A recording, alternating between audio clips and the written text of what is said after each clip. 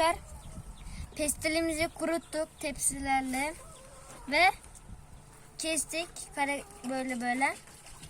Şimdi sarıyoruz.